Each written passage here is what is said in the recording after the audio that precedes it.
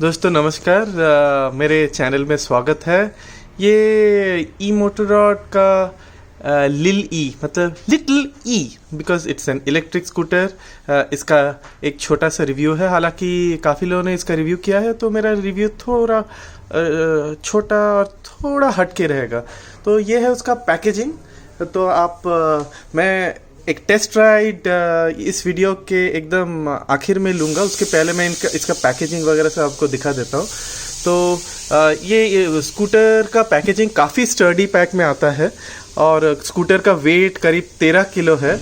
हल्का नहीं है, बॉडी काफ़ी मजबूत है। तो इसका जो लेंथ है वो 53 सेंटीमीटर्स है और ये फोल्डेबल स्टैंड है। वो वीडियो में आपको लाइव स्कूटर दिखाऊंगा तो आपको समझ में आ जाएगा। ये लैच के थ्रू ये पूरे हैंडल बार को सीधा कर सकते हैं। तो ये 112 सेंटीमीटर्स का है और जो फुट रेस्ट है वो 53 सेंटीमीटर्स का है।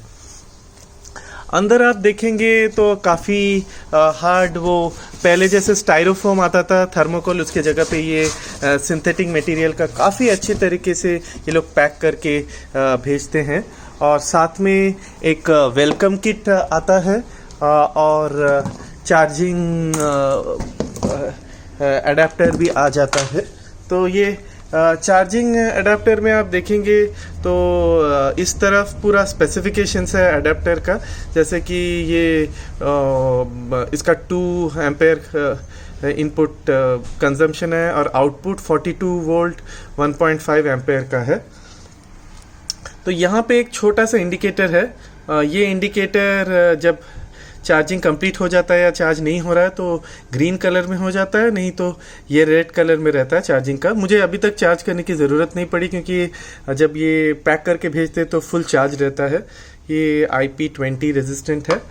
और एक साथ में ये लोग जो मेन पावर सॉकेट में कनेक्ट करने के लिए केबल देते हैं वो 10 एम्पेयर का ये केबल देते हैं। लेकिन एक सरप्राइजिंग चीज़ है कि ये जो पिंस है ये वो 16 एम्पेयर वाले पिंस है, जो कि हाई पावर इलेक्ट्रिक गैजेट्स में यूज होता है, जैसे कि माइक्रोवेव और हीटर में।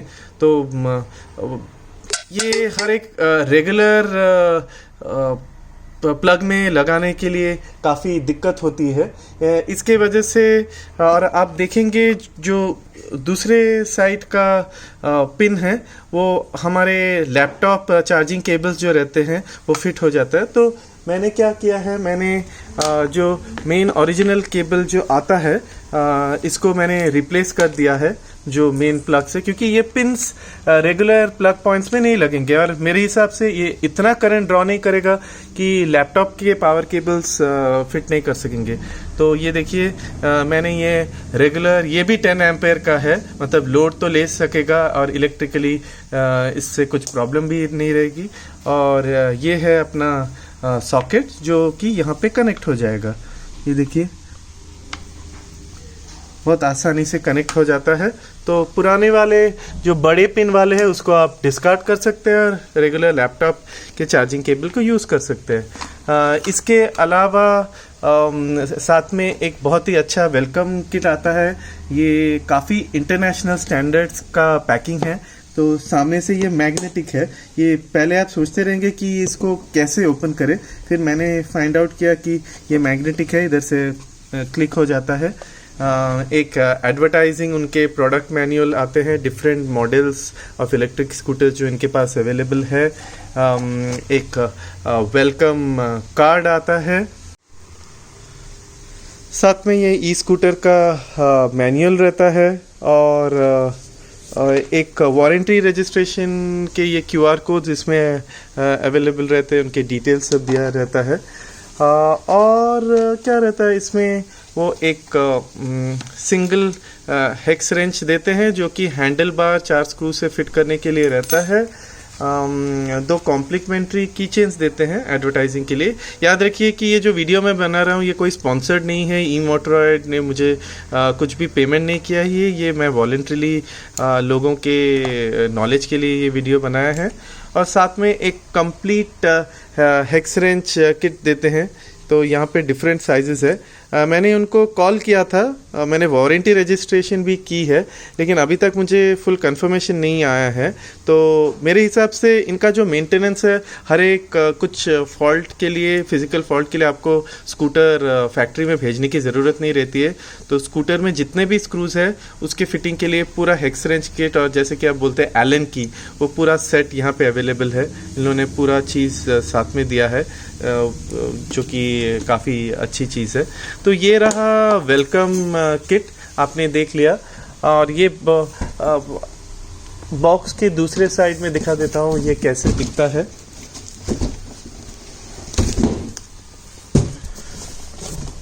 तो यहाँ पे स्कूटर का फीचर्स रहता है कि इसका ग्राउंड क्लियरेंस 15 सेंटीमीटर है, 250 वाट का BLDC मोटर है, 36 वोल्ट 7.5 एम्पेयर आवर का लिथियम आयन बैटरी है, rear disc brake, maximum loading 120 kg है, और IPX4 वाटर रेजिस्टेंस है।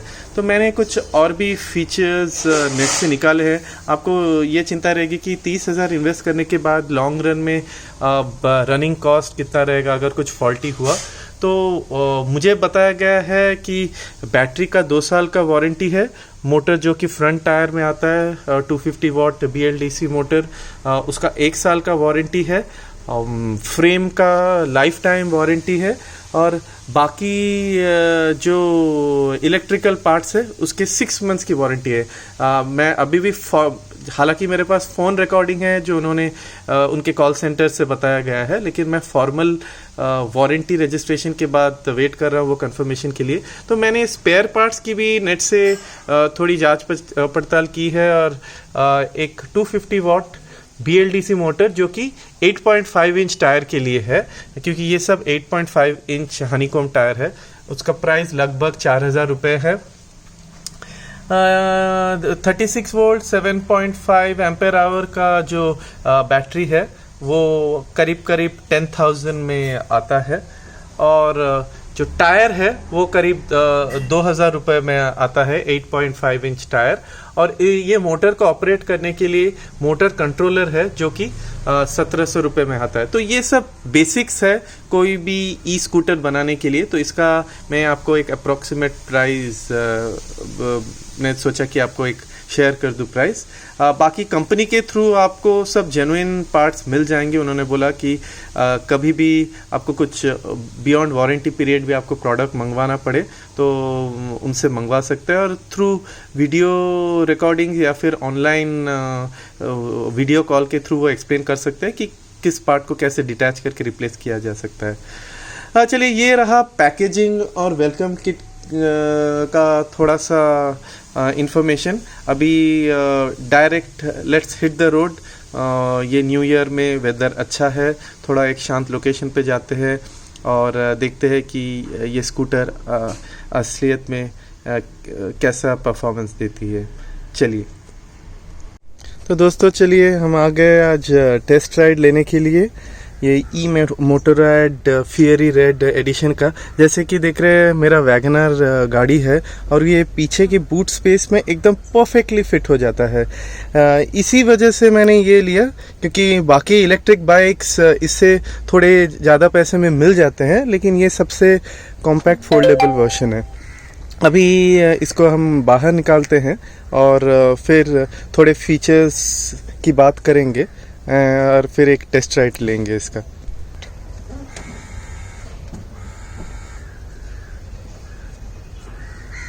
ये देखिए, गाड़ी से हमने इसको निकाल चुके हैं। ये करीब 13 किलो का वजन है इसका, और ये फोल्डेबल है। तो देखिए, इधर ये लॉक है, ये लॉक को ऐसे दबाएंगे तो ये खुल जाता है, और यहाँ पे लैच जैसे ही प्रेस करेंगे तो ये हैंडल लॉक हो जाता है। तो इसको फोल्ड करने के लिए आपको सिर्फ इसको खींचेंगे तो ये लीवर निकल आता है। तो ये काफ़ी इजी सिस्टम है इसको लॉक और अनलॉक करना। डायमेंशंस की बात करते हैं तो लेंथ वाइज ये 112 सेंटीमीटर है, 112, सॉरी ये 53 सेंटीमीटर्स है और ये 112 सेंटीमीटर्स है हाइट और विड्थ 17 सेंटीमीटर है। तो ऐसे जितना छोटा लगता है स्टिल फोटोग्राफ्स में उतना छोटा तो ये है नहीं, और वेट वाइज ज़्यादा बल्कि नहीं है बट काफ़ी रीज़नेबल है।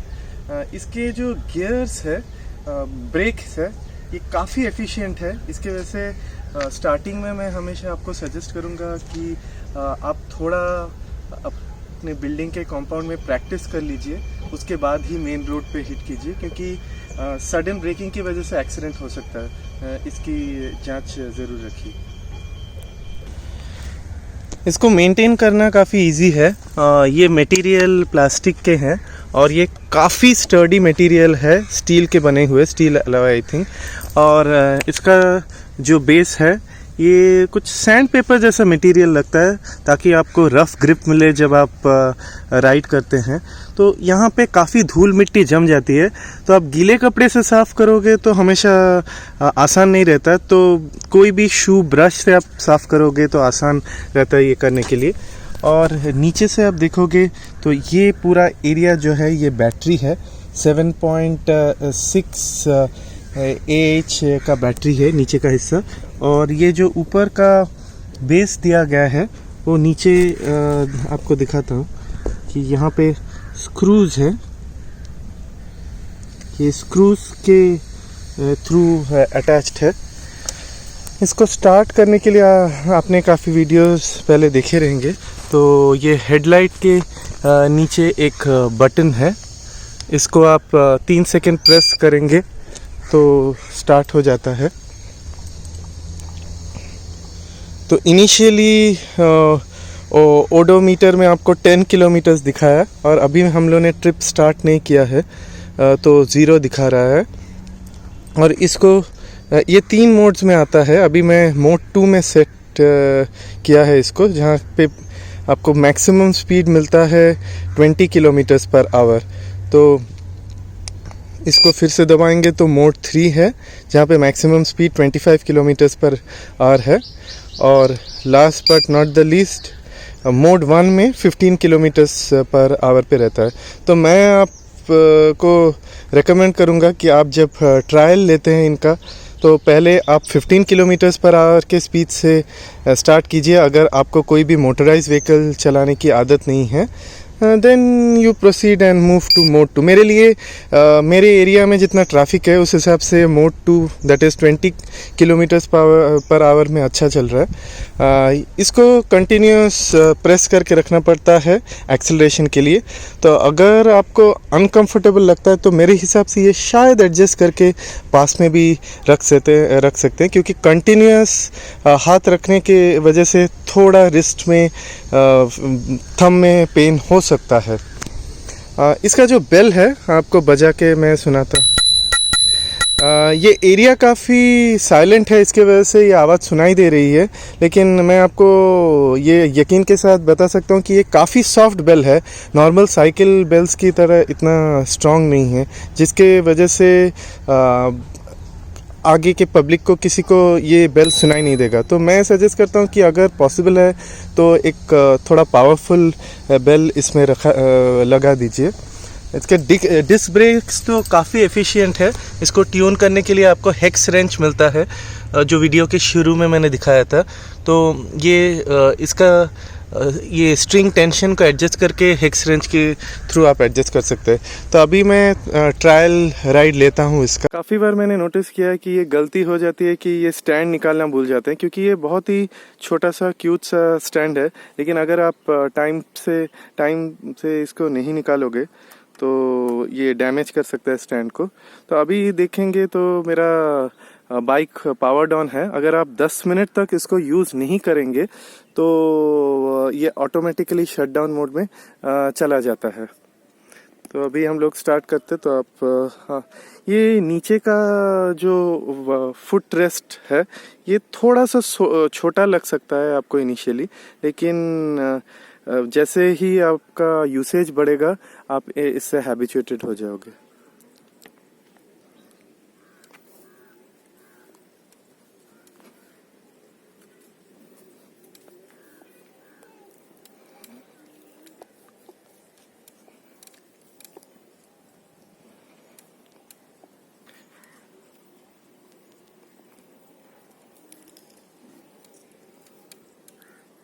ये थोड़ा सा जस्ट प्रेस कीजिए, क्योंकि आप थोड़ा ज़्यादा प्रेस करेंगे तो देखिए एक्सेलरेट काफ़ी तेज़ हो जाता है इधर। इसकी वजह से जस्ट हल्का सा प्रेस करेंगे तो ये स्पीड पिकअप कर लेता है।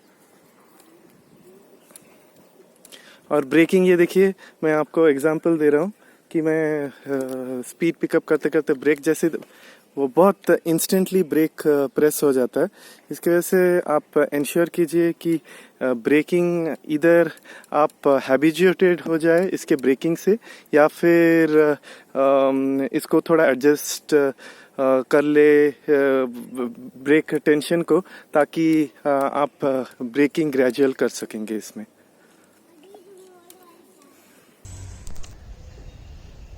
मैं पहले मोड 1 पे इसको सेट करूंगा और आपको दिखाऊंगा कि मैक्सिमम 15 किलोमीटर स्पीड में कितना रहेगा, कितनी जल्दी मैं जा सकता हूँ। मैं इतने दूर तक उधर जाऊंगा ये लेकर, और बीच में मैं रुकवाऊंगा। फिर इसको मोड 2 में मतलब 20 kilometres per hour maximum speed पे सेट करूंगा, और फिर से मैं रिटर्न 25 किलोमीटर्स पर आवर। तो आपको पता चल जाएगा कि एक वो फिगर्स बात अलग रहता है, लेकिन जब राइड करते हैं तो आपको एक्सपीरियंस अलग मिलता है। तो मैं पहले 15 किलोमीटर्स पर आवर पे मैक्सिमम स्पीड पे चलाता हूँ। ये मैक्सिमम स्पीड है।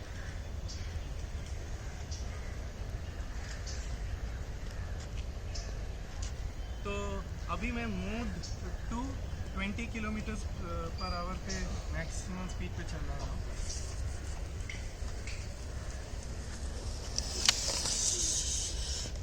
तो आप देख रहे हैं कि मोड 2 भी काफ़ी फास्ट है।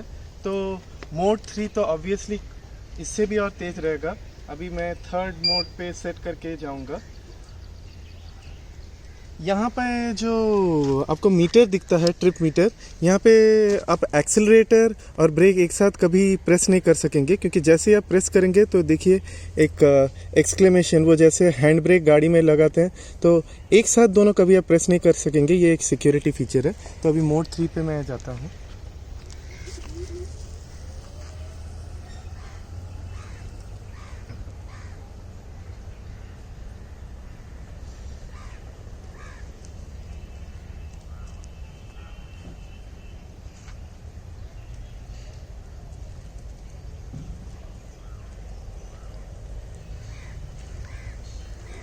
तो ये मोड 3 है, काफ़ी फास्ट है, आप देख रहे हैं। पर ये एरिया एकदम ओपन है, इसकी वजह से मैंने ये ट्राई किया है मोड 3 पे।